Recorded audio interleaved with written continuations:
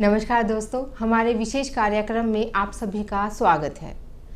दोस्तों, माननीय प्रधानमंत्री श्री नरेंद्र मोदी जी का आत्मनिर्भर भारत का सपना तभी साकार हो सकता है जब देश के उच्च शिक्षण संस्थान युवाओं के स्किल डेवलपमेंट पर ध्यान देंगे।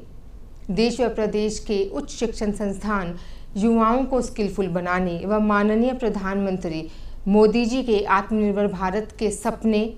Digital India, make in India व जो आज़ादी का अमृत महोत्सव हम मना रहे हैं उसमें किस तरीके से अपना योगदान दे रहे हैं, इन सब पर बातचीत करने के लिए आज हमारे साथ मौजूद हैं महर्षि दयानंद यूनिवर्सिटी रोहतक के कुलपति प्रोफेसर राजवीर सिंह। नमस्कार सर।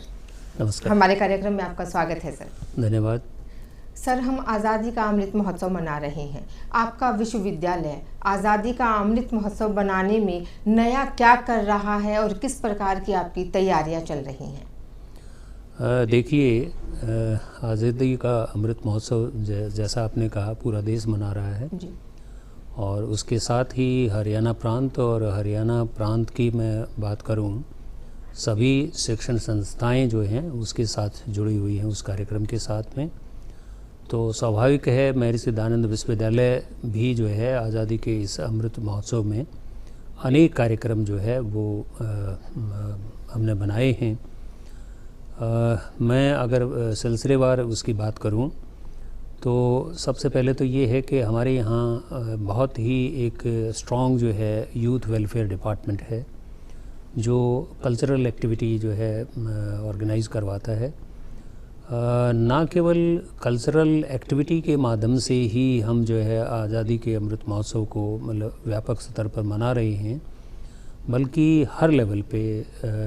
बहुत सी अकादमिक गतिविधियां हैं, शैक्षणिक गतिविधियां हैं जो इस कार्यक्रम के साथ जोड़ी गई हैं। महर्षि दयानंद विश्वविद्यालय का खेल के क्षेत्र में अपना नाम है, तो बहुत सी खेल प्रतिस्पर्धाएँ भी जो है इस कार्यक्रम के साथ जोड़ी हैं और युवाओं में देशभक्ति की भावना को किस तरह से जो है उभारा जा सकता है या किस तरह से ऐसे कार्यक्रमों के साथ जोड़ा जा सकता है कि जिसमें आज युवाओं को जो है व्यापक स्तर पर इस कार्यक्रम को के साथ जोड़ने की आवश्यकता है। तो हमने बहुत से कार्यक्रम जो है अलग अलग सेगमेंट्स में जो है मैं ये कहूँगा, मैं अगर शैक्षणिक स्तर की बात कहूँ कि किस तरह से शैक्षणिक गतिविधियाँ आज़ादी के अमृत महोत्सव के साथ जोड़ी गई हैं। हरियाणा का जो है फ्रीडम स्ट्रगल में एक विशेष योगदान रहा है। बहुत से ऐसे जो है नॉन और अननोन जो है अनसंग हीरोज़ भी हैं जो शायद साहित्य में जो है लिटरेचर में अपनी जगह ना पा पाए हों। तो एक तो हमारा जो हरियाणा स्टडी सेंटर है और हमारा जो हिस्ट्री का डिपार्टमेंट है उसको ये जिम्मेवारी दी गई है कि वो हरियाणा के जो अनसंग हीरोज़ हैं और हरियाणा में जिन्होंने आज़ादी की लड़ाई में बढ़ चढ़ कर जो भाग लिया उस पे हम जो है कुछ काम करें और उस पे पुस्तक भी निकालें, उनके ऊपर कुछ लिखा जाए ताकि भावी पीढ़ी को जो है जिन लोगों ने कुर्बानियाँ दी, जिन लोगों ने अनेक यातनाएं सही, जो लोग जेल गए और जिन लोगों के प्रयास से आज हम आज़ादी का जो है सुख का सांस ले रहे हैं, तो उनका जो योगदान है वो किस तरह से युवा पीढ़ी जो है उससे प्रेरणा ले पाए और उनको कुछ जो है हम डॉक्यूमेंट करें और वो जो है कल जो है हमारी लाइब्रेरी में युवाओं के लिए पढ़ने के लिए मिले। इस पे कुछ काम कर रहे हैं हम जी। दूसरा इसी कड़ी में मैं इसको अगर आगे और बढ़ाऊँ, हमारे यहाँ एक और जो है स्टेट यूनिवर्सिटी है, Pandit Lakshmichand state university of performing and visual art. इत्फाक से कुछ समय पूर्व जो है मेरे पास उस विश्वविद्यालय का भी कुलपति के नाते चार्ज था और आज वहाँ जो है श्री गजेंद्र चौहान जी जो हैं वो कुलपति हैं। मेरी उनसे भी इस विषय को लेकर बातचीत हुई है क्योंकि वहाँ जो है फिल्म एंड टेलीविज़न का एक फुल फ्लैश्ड डिपार्टमेंट है, तो उनका वैसे भी वो जो है आर्ट और कल्चर की यूनिवर्सिटी है, तो महर्षि दयानंद विश्वविद्यालय और सुपवा जो है state university of performing visual art, दोनों मिलकर एक तो हम इस पे जो है एक मास्टर सॉन्ग जो है वो तैयार कर रहे हैं, which will be dedicated to the martyr and to the freedom fighters of the country. दूसरा ये है कि जो मैंने कहा कि एक जो डॉक्यूमेंटेशन जो है हम कर रहे हैं, जो हरियाणा के लोगों का जो है आज़ादी की लड़ाई में जो कंट्रीब्यूशन है उसके ऊपर एक डॉक्यूमेंट्री भी जो है सुपवा, और क्योंकि हम जो है उस पर लिटरेचर यानी डॉक्यूमेंटेशन तैयार कर रहे हैं और सुपवा के लोगों के साथ मिलकर हम एक इस पर डॉक्यूमेंट्री भी प्लान कर रहे हैं जी, ताकि जो है एक ऑडियो विजुअल मीडिया के माध्यम से भी जो है संदेश जो है युवाओं में जो है वो दिया जा सके, और वो मैं ये समझता हूँ कि ज़्यादा इफ़ेक्टिव माध्यम होगा मतलब इस मैसेज को युवाओं तक पहुंचाने का। मोदी जी ने हर घर तिरंगा घर घर तिरंगा जो अभियान चलाया है उसको सफल बनाने के लिए आपका वीवी किस तरीके से सहयोग कर रहा है, किस तरीके से जो स्टूडेंट्स हैं या टीचर्स हैं उनको प्रोत्साहित कर रहा है, ये आपसे जानना चाहेंगे। ये जो है जो आपने प्रश्न रखा कि किस तरह से हर घर तिरंगा जो कार्यक्रम जो है पूरे देश के लेवल पे जो है मनाया जा रहा है, हरियाणा में भी मतलब जो है बढ़ चढ़ कर जो है हरियाणा प्रदेश और महर्षि दयानंद विश्वविद्यालय भी जो है 13 तारीख से लेकर 13, 14, 15 तारीख को हर घर तिरंगा जो है कार्यक्रम जो है वो महर्षि दयानंद विश्वविद्यालय भी उसमें बढ़ चढ़ कर हिस्सा ले रहा है। 13 तारीख को ही जो है एक बहुत बड़ी संख्या में जो है हमारे युवा, जिसमें एनएसएस वॉलंटियर और यूथ रेड क्रॉस वॉलंटियर और हमारे एनसीसी के कैडेट, जैसा कि 75वां वर्ष जो है आज़ादी का अमृत महोत्सव जो है हम मना रहे हैं, तो हमने ये लक्ष्य रखा है कि 7,500 यानी 7500 युवा जो है हमारे यहाँ खेल मैदान में इकट्ठे होंगे 13 तारीख को सुबह 10 बजे, और सबके हाथ में तिरंगा होगा और तिरंगा वंदन कार्यक्रम जो है उसके साथ जो है बहुत बड़े स्तर पर जो ये शुरुआत होगी, और कुछ देशभक्ति के गीत और तिरंगा जो है हाथ में लिए हुए सभी युवा जो है वो एक जगह इकट्ठे होंगे, और उसके बाद जो है उनका जो है तिरंगे के साथ मार्च होगा। और मैं ये समझता हूँ कि ये एक बड़े कार्यक्रम के साथ इसकी शुरुआत होगी, और यही नहीं इससे बढ़कर मैं ये कहना चाहूँगा कि विश्वविद्यालय के साथ में संबंधित जो कॉलेज हैं, हमारी एफिलिएटिंग यूनिवर्सिटी है और इसके साथ में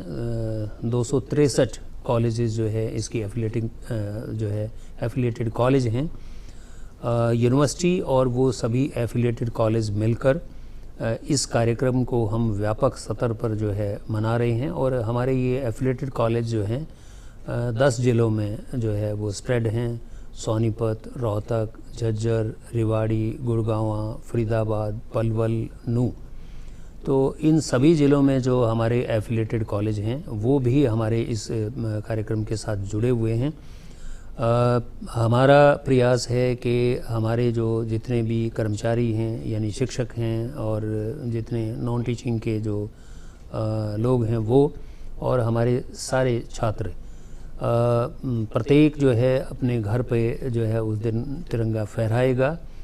विश्वविद्यालय और सभी कॉलेजेस की इंस्टीट्यूशंस की जितनी बिल्डिंग हैं उन पे भी झंडा फहराया जाएगा, और पूरी तरह से जो है सभी लोग इस कार्यक्रम के साथ जुड़े हुए हैं। मैं ये समझता हूँ कि इस तरह का पहली दफ़ा मुझे देखने को मिला है कि तिरंगे के रंग में जो है पूरा विश्वविद्यालय और विश्वविद्यालय के जो महाविद्यालय और जो इंस्टीट्यूट्स हैं इसके साथ जुड़े हुए सारे इस कार्यक्रम में बहुत ही उत्साह से, उल्लास के साथ, मैं समझता हूँ कि इससे पहले कभी इस तरह से देखने को नहीं मिला। सर, जब बात हमने शुरुआत की थी कार्यक्रम की तो हमने बातचीत की थी कि स्किल डेवलपमेंट की, रोहतक जो है वहाँ का ग्रामीण क्षेत्र जो है, वहाँ के ज़्यादातर युवा MDU में पढ़ने के लिए आते हैं। जब बात की जाती है ग्रामीण क्षेत्र के युवाओं की, तो भाषा का जो एक बैरियर है वो उनके सामने हमेशा से चुनौती रहा है। अगर आपके विश्वविद्यालय की बात करें तो आप लोग ऐसा क्या नया कर रहे हैं कि भाषा का वो जो बैरियर है वो ख़त्म किया जा सके और बच्चों को और आगे बढ़ाया जा सके? पूनम, आपने ठीक कहा कि जो है महर्षि दयानंद विश्वविद्यालय में जो है काफ़ी बड़ी संख्या में जो बच्चे जो हैं वो ग्रामीण क्षेत्र से आते हैं। और ग्रामीण क्षेत्र से बच्चे जो हैं, इसमें कोई शक की बात नहीं, वो मेहनती होते हैं, हार्ड वर्कर होते हैं। लेकिन ये भी सच है कि उनकी जो लिंग्विस्टिक लिमिटेशन जो है भाषाई कुछ लिमिटेशन जो हैं वो रहती हैं। ख़ासकर इंग्लिश से, और इवन अगर मैं भाषा की बात करूं, हिंदी में भी जो है एक शुद्ध उच्चारण के साथ जो है वो हरियाणवी डायलेक्ट जो है, क्योंकि हरियाणवी पृष्ठभूमि से जो है, ग्रामीण पृष्ठभूमि से बच्चों पे उसकी छाप जो है वो अधिक रहती है। और मैं ये भी बताना चाहूँगा कि हमारे पास लगभग 30-35% जो है कुल संख्या का ऑन कैंपस में बात करूं तो हमारे पास लगभग 15,000 बच्चे जो हैं ऑन कैंपस हैं। और जैसा मैंने बताया कि 263 कॉलेज हैं, उन 263 कॉलेज में लगभग 2.25 लाख स्टूडेंट जो है वो उन कॉलेजेस में हैं। और इनमें से लगभग 30-35% जो बच्चे हैं ऐसे हैं जो पहली दफ़ा जो है किसी हायर एजुकेशन इंस्टीट्यूशंस में जिन्होंने अपने आप को इनरोल किया है, यानी फर्स्ट जनरेशन लर्नर उनको हायर एजुकेशन के लिए कहा जा सकता है। और उनकी लिंग्विस्टिक लिमिटेशंस को मद्देनज़र रखते हुए महर्षि दयानंद विश्वविद्यालय ने एक ख़ास कार्यक्रम, मैं ये कहूँगा कि एक सेंटर इस्टेब्लिश किया हमने पिछली साल। मेरी ये हमेशा प्रायोरिटी रही है इस बात को लेके कि बच्चों की कम्युनिकेशन स्किल्स जो हैं वो इम्प्रूव करने के लिए शिक्षण संस्थाओं को विशेष प्रयास, और ख़ासकर महर्षि दयानंद विश्वविद्यालय जो है इस ओर विशेष ध्यान दे रहा है। मैं उस दिशा में ये बताना चाहूँगा कि एक तो हमने जो है एक centre for soft skills and life skill development एक सेंटर एस्टेब्लिश किया। उस सेंटर के माध्यम से ये प्रयास रहेगा कि फॉर्मल इनफॉर्मल तरीके से बच्चों की कम्युनिकेशन स्किल, उसमें राइटिंग स्किल, उसमें स्पोकन, ये कैसे डेवलप की जा सकती हैं। और सॉफ्ट स्किल्स में और भी बहुत चीज़ें आती हैं, एटिकेट्स है और उनका कंडक्ट है, इमोशनल एम्पैथी है, और बहुत सी चीज़ें हैं जिनके ऊपर काम करने की जो है ज़रूरत है। इस सब के लिए ये एक सेंटर तो इस्टेब्लिश किया ही है, लेकिन हाल में ही मैं आपको बताना चाहूँगा कि इस सेंटर के माध्यम से अभी जो 2 दिन पहले ही ब्रिटिश काउंसिल के साथ एक करार यानी एक MOU हमने साइन किया है। ब्रिटिश काउंसिल जो है इस तरह के सॉफ्ट स्किल्स के कुछ प्रोग्राम जो है, यानी लैंग्वेज कॉम्पिटेंसी डेवलप करने के कुछ प्रोग्राम जो है ऑफ़र करता है। जैसा मैंने कहा कि हमारे बच्चे बहुत हार्ड वर्किंग हैं, लेकिन कहीं ना कहीं वो जो एक लैंग्वेज बैरियर की वजह से, या ये कह लीजिए एक लैंग्वेज फ्लुएंसी जो उनमें जो आनी चाहिए, उसके लिए जो है हमारे ये जो है विशेष प्रयास जो है, मैं ये कहूँगा कि शायद बहुत कम शिक्षण संस्थान हैं इस तरह की चीज़ों पे विशेष तवज्जो जो है देते हों, लेकिन महर्षि दयानंद विश्वविद्यालय इस ओर जो है हमारा खासकर जो अगला अकादमिक सत्र होगा, ये वैल्यू एडिड प्रोग्राम पे हमारा जो है काफ़ी जो है फोकस रहेगा, ताकि पढ़ाई के साथ साथ जो नॉलेज जो अलग अलग डिसिप्लिन की, सब्जेक्ट की जो बच्चे अपने क्लासरूम के माध्यम से लेते हैं, उसके साथ में जो है कुछ वैल्यू एडिड प्रोग्राम भी जो है इस तरह के जो है, जैसे ये सॉफ्ट स्किल्स के कुछ प्रोग्राम हैं, वो भी हम बच्चों के लिए वो ऑफ़र करें, ताकि बच्चों को प्लेसमेंट में भी और उनकी पर्सनैलिटी डेवलपमेंट में भी उनको फ़ायदा हो। सर, जब बात आती है उच्च शिक्षण संस्थानों की, यूनिवर्सिटीज़ की, तो रिसर्च को हम पीछे नहीं छोड़ सकते। रिसर्च की बात कहीं ना कहीं ज़रूर आती है। जो एक रिसर्च है कि कोलैबोरेटिव रिसर्च, जिसे एक नई जो है नाम हम कहेंगे कि उभर कर सामने आ रहा है, अगर आपके विश्वविद्यालय की बात करें तो कौन सी नेशनल और इंटरनेशनल यूनिवर्सिटीज़ के साथ जो है वीवी अपनी रिसर्च प्रोग्राम्स को आगे बढ़ा रहा है, और रिसर्च के क्षेत्र में जो है विश्वविद्यालय ने क्या ऐसे नए कीर्तिमान स्थापित किए हैं जो दूसरे विश्वविद्यालयों से ज़रा हटकर है? पूर्व इस दिशा में जो है मैं आपको बताना चाहूँगा कि इस दिशा में पिछले 2-3 साल से मैं आपको ये भी बताना चाहूँगा कि ऐसा नहीं है कि मेरे से पहले भी लगातार इस ओर प्रयास किए गए हैं, और ये विश्वविद्यालय जो है लगातार प्रगति के पथ पे है। मैं ये कहूँगा कि एक इस तरह का विश्वविद्यालय है जिसकी ग्रोथ ट्रेजेक्ट्री जो है वो बहुत ही जो है एक इस तरह की है कि लगातार बढ़ोतरी है, उसमें किसी तरह का डाउन ट्रेंड नहीं है बल्कि अपवर्ड ट्रेंड है। जैसे नैक ग्रेडिंग की मैं बात करूं, एक समय था कि we were B grade university, then B+ हुआ, फिर A हुआ, और आज जो है हम A+ ग्रेड के साथ जो है we are a university with A+ grade. And we are a university जो देश की आज लगभग 1100 यूनिवर्सिटी हैं, और उस 1100 यूनिवर्सिटी में पहली जो 100 यूनिवर्सिटी यानी टॉप 100 यूनिवर्सिटी की जो है लिस्ट जो है भारत का शिक्षा मंत्रालय जो है हर साल जारी करता है, और हम जो है अपना स्थान जो है उन पहले 100 विश्वविद्यालय में लगातार जो है बनाए हुए हैं। हरियाणा में आज 20 जो है राज्य स्तरीय विश्वविद्यालय हैं यानी स्टेट यूनिवर्सिटीज़ हैं,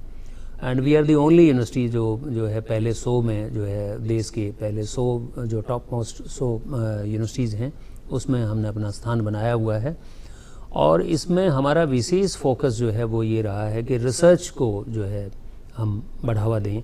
तभी हम जो है बहुत अच्छा कर पाएंगे। और विश्वविद्यालय स्तर पर जो है कॉलेज स्तर पर मैं ये कहूँगा कि टीचिंग और लर्निंग पे ज़्यादा फोकस रहता है, लेकिन विश्वविद्यालय से ये अपेक्षा की जाती है कि वो रिसर्च में भी अच्छा करें, और यदि बल्कि मैं तो ये कहूँगा कि विश्वविद्यालय से ये अपेक्षा होती है कि वो रिसर्च में और अधिक करें जो है। इसी बात को मद्देनज़र रखते हुए हमने कई स्तर पर जो है इस दिशा में काम किया है। मैं ये बताना चाहूँगा कि महर्षि दयानंद विश्वविद्यालय एक पहला विश्वविद्यालय है कि जो जैसे बच्चा PhD के लिए इनरोल करता है और अपना कोर्स वर्क जो है वो शुरू करता है, उसके साथ में हमने ये एक 7 दिन की रिसर्च मेथडोलॉजी में वर्कशॉप जो है हर जो बच्चा महर्षि दयानंद विश्वविद्यालय में अपने आप को PhD के लिए इनरोल करेगा, उसके लिए वो 7 दिवसीय जो है रिसर्च मेथडोलॉजी की जो वर्कशॉप है वो कंपलसरी होगी। ये जिम्मा जो है हमारे यहाँ एक संस्थान है Chaudhary Ranbir Singh institute for socio economic change, वो हरियाणा का जो सोशो इकोनॉमिक आस्पेक्ट है उस पे काम कर रहा है, खासकर उसमें रिसर्च के माध्यम से। तो ये जिम्मेवारी जो है उस संस्थान को दी गई। मुझे जब पहली दफ़ा 2019 में इस विश्वविद्यालय का जो है जब मैं सुपवा के कुलपति के तौर पे काम कर रहा था, यहाँ अतिरिक्त तौर पे मुझे जब भार दिया गया, और बाद में मुझे 2020 में जो है इस यूनिवर्सिटी का रेगुलर चार्ज मिला और सुपवा का जो है मेरे पास अतिरिक्त जो है कार्यभार दिया गया था। तो पहली मीटिंग जो मेरी जो हुई थी इस विश्वविद्यालय में 7 जनवरी 2019 को मैंने ज्वाइन किया था, और 8 जनवरी को जो पहली मीटिंग थी उसमें जो है पहली मीटिंग में ही ये फैसला लिया गया कि हम रिसर्च को बढ़ावा देंगे, रिसर्च पे विशेष फोकस हमारा रहेगा। और ये जिम्मेवारी उस पहली मीटिंग में ही चौधरी रणबीर सिंह इंस्टीट्यूट जो सोशो इकोनॉमिक चेंज के लिए जो स्थापित की गई है उसको ये जिम्मेवारी दी गई। और पहला विश्वविद्यालय है कि जिसने ये जो वर्कशॉप जो है एक मैंडेटरी प्रोविज़न जो है PhD के ऑर्डिनेंस में हमने किया है। शायद ही कोई विश्वविद्यालय होगा इस तरह से PhD के ऑर्डिनेंस में मैंडेटरी प्रोविज़न किया गया है वर्कशॉप का। सर, बच्चे ये तो समझ गए कि कैसे क्या करना है, लेकिन हमारा प्रश्न है कि इंटरनेशनल लेवल की अगर हम बात करें मैं उस पर भी बात कर रहा हूँ कि पहला तो ये है कि रिसर्च स्कॉलर की और ख़ासकर यंग फैकल्टी की रिसर्च की कैपेसिटी डेवलप की जाए। जी। तो वर्कशॉप्स जो सेमिनार किस लिए होते हैं, वर्कशॉप्स और सेमिनार इसलिए होते हैं कि ताकि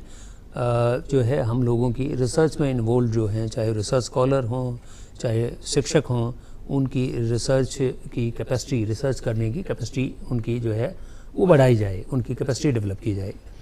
ये इस माध्यम से हमने किया। दूसरा जो है कि हम जो है रिसर्च इंफ्रास्ट्रक्चर, लैब्स, लेबोरेटरीज़ और जो इक्विपमेंट्स कह लीजिए रिसर्च के लिए जो है, उस पे इन्वेस्टमेंट जो है हमने बढ़ाई ताकि हमारा इंफ्रास्ट्रक्चर जो है वो बेहतर हो। उसके बाद प्रश्न आता है कि भाई हम जो है इंडस्ट्री के साथ, बाहर की दूसरी रिसर्च इंस्टीट्यूट्स के साथ, अच्छे विश्वविद्यालयों के साथ, उनके साथ कोलैबोरेशन करें ताकि रिसर्च के जो नए नए आयाम हैं उन पे जो है काम किया जा सके और उसको गति दी जा सके। क्योंकि आज ग्लोबलाइजेशन में जो है और इंडस्ट्रियलाइजेशन जो मैं ये कहूँगा कि इंडस्ट्री के साथ कदम ताल करके ही हम जो है इंडस्ट्री की रिसर्च की रिक्वायरमेंट क्या है वो तभी जो है हम जान पाएंगे जब उनके साथ कोलैबोरेशन होगा। तो इस वक्त हमारे जो हैं 13 जो है 13 जो है MOU जो है वो फंक्शनल MOU कहूँगा कि वैसे तो कई सारे हैं, लेकिन 13 MOU जो है हमारे जो है इंडस्ट्री के साथ और बाहर की इंस्टीट्यूशंस के साथ, रिसर्च की इंस्टीट्यूशंस के साथ वो जो है एक्टिवेट किए हैं, फंक्शनल किए हैं और लगातार जो है इस दिशा में जो है मैं ये कहूँगा कि हमने कदम बढ़ाए हैं। और आगे भी हमारा ये फोकस रहेगा कि हमारी जो रिसर्च जो है वो इंटरडिसिप्लिनरी जो है रिसर्च पे हमारा फोकस है। और साथ साथ में जैसे आपने कहा कि रिसर्च कोलैबोरेशन पे जो है हमारा विशेष फोकस है। हमारी फैकल्टी जो है इस फोकस की वजह से हमारा जो रिसर्च आउटपुट है, ख़ासकर अगर मैं लाइफ साइंसेस की बात करूं तो वो हमारा जो है रिसर्च आउटपुट बहुत ही सराहनीय है। और हमारे जो लाइफ साइंसेस के डिपार्टमेंट हैं इस बात में कोई अतिशयोक्ति नहीं होगी अगर मैं ये कहूँ कि देश के अगर 10 विश्वविद्यालयों की बात करें तो उनमें लाइफ साइंसेस के जो डिपार्टमेंट हैं हमारे रिसर्च आउटपुट की अगर मैं उनकी बात करूं तो देश के 10 जो अग्रणीय विश्वविद्यालय हैं लाइफ साइंसेस रिसर्च के मामले में वो हमारे विश्वविद्यालय जो हमारा विश्वविद्यालय महर्षि दयानंद विश्वविद्यालय उसमें से जो है हमारा स्थान है। और उसी रिसर्च आउटपुट का ही रिज़ल्ट है कि पिछले दिनों रॉकफेलर फाउंडेशन के माध्यम से हमें एक जीनोम सीक्वेंसिंग जो है लैब जो है हमारे यहाँ एस्टेब्लिश हुई है।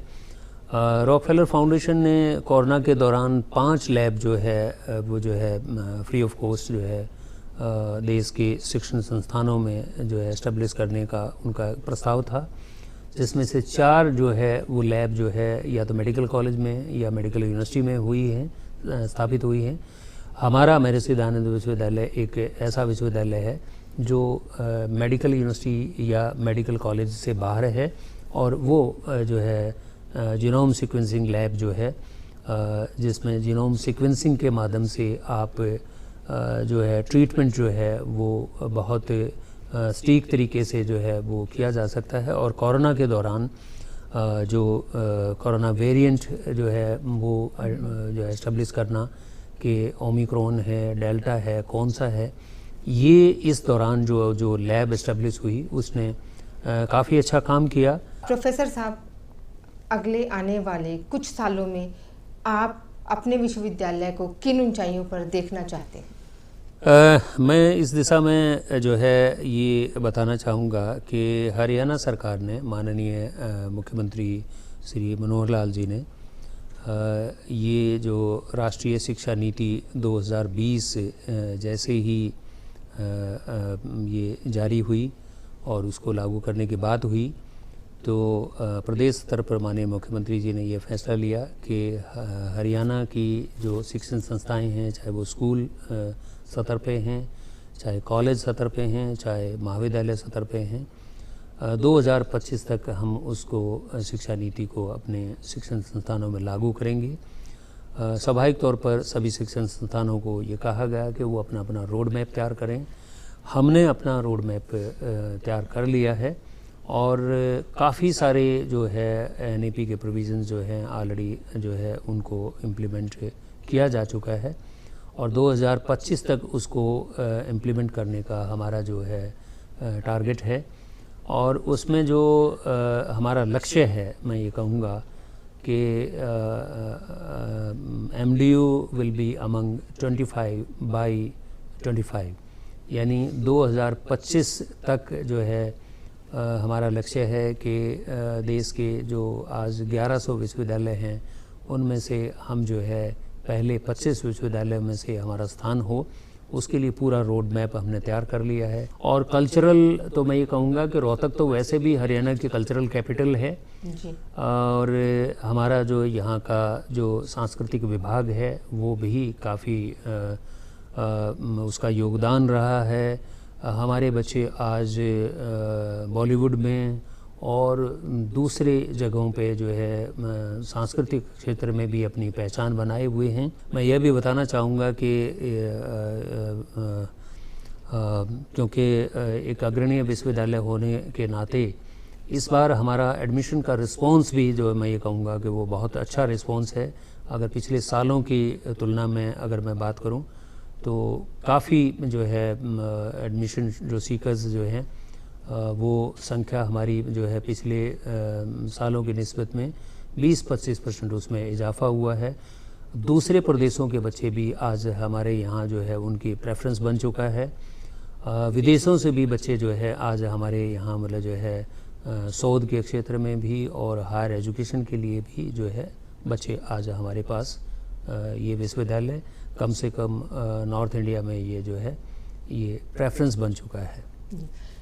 प्रोफेसर साहब, भविष्य के लिए आपके विश्वविद्यालय को हमारी तरफ से ढेरों शुभकामनाएं। अपना कीमती वक्त देने के लिए आपका बहुत बहुत धन्यवाद। धन्यवाद पूनम, और धन्यवाद मैं करना चाहूँगा दर्शकों का भी, दूरदर्शन के दर्शकों का भी, कि इस कार्यक्रम के माध्यम से युवाओं को और ख़ासकर जो उच्च शिक्षण संस्थानों में जो शिक्षा लेने के लिए जो इच्छुक हैं, मैं समझता हूँ उनको विश्वविद्यालय के बारे में और ज़्यादा जो है इस कार्यक्रम के माध्यम से पता चल पाएगा। धन्यवाद। दोस्तों, हम सब के लगातार प्रयास से हमारा देश आत्मनिर्भर भी बनेगा, हम भी आत्मनिर्भर बनेंगे। आज के कार्यक्रम में बस इतना ही। अगले कार्यक्रम में आप सभी से फिर मुलाकात होगी। तब तक के लिए नमस्कार।